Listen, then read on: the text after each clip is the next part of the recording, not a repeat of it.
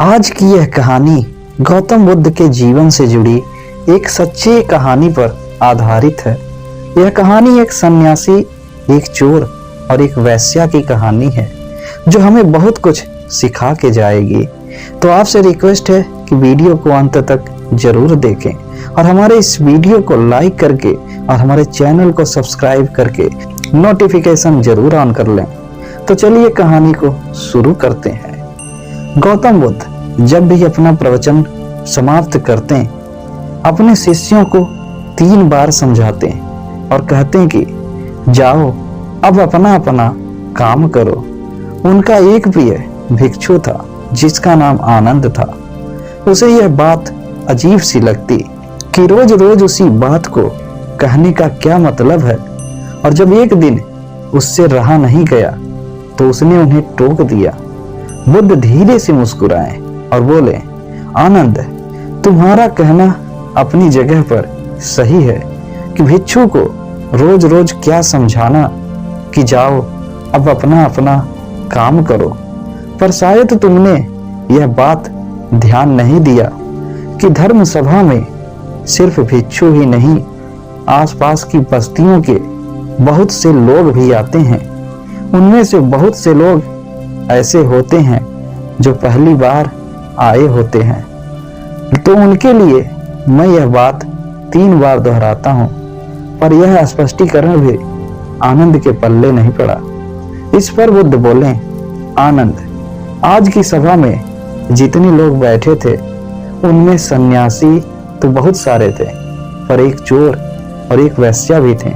कल तुम ऐसा करना कि एक सन्यासी उस चोर और वेश्या से जाकर मिलना और उनसे पूछना कि मेरी बातों का उन्होंने क्या अर्थ ग्रहण किया।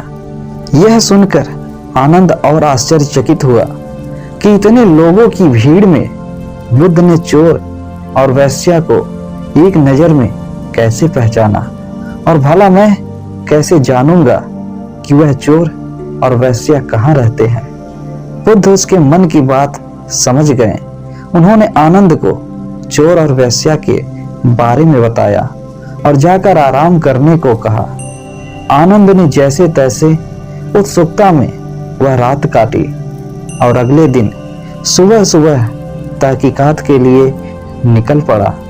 सबसे पहले वह एक सन्यासी के घर पहुंचा जो बुद्ध की धर्म सभा में नियमित रूप से आता था। आनंद ने उससे पूछा, रात्रि सभा में बुद्ध ने जो आखिरी वचन कहे कि अब जाकर अपना अपना काम करो, आपने उससे क्या सीखा?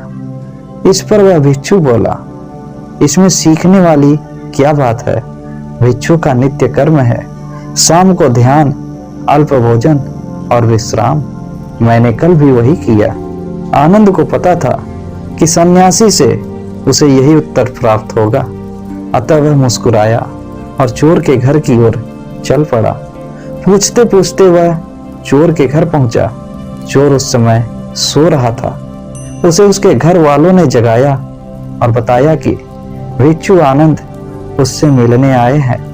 यह सुनकर चोर चौंक उठा और हाथ जोड़कर आनंद के सामने हाजिर हो गया।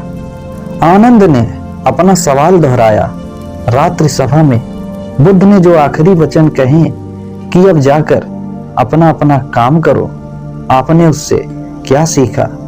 चोर विनम्र शब्दों में बोला, भिक्षु, बुद्ध तो अंतर्यामी है, इसलिए आपसे क्या छिपाना। मैं कल रात पहली बार बुद्ध की धर्म सभा में गया था और उनके प्रवचन सुने। मेरा तो जीवन ही सफल हो गया। बुद्ध के प्रवचन सुनने के बाद मैं उनके कहे अनुसार अपने काम यानी कि चोरी करने निकल पड़ा, और कल इतना तगड़ा माल हाथ लगा कि अब आगे मुझे चोरी करने की जरूरत नहीं पड़ेगी।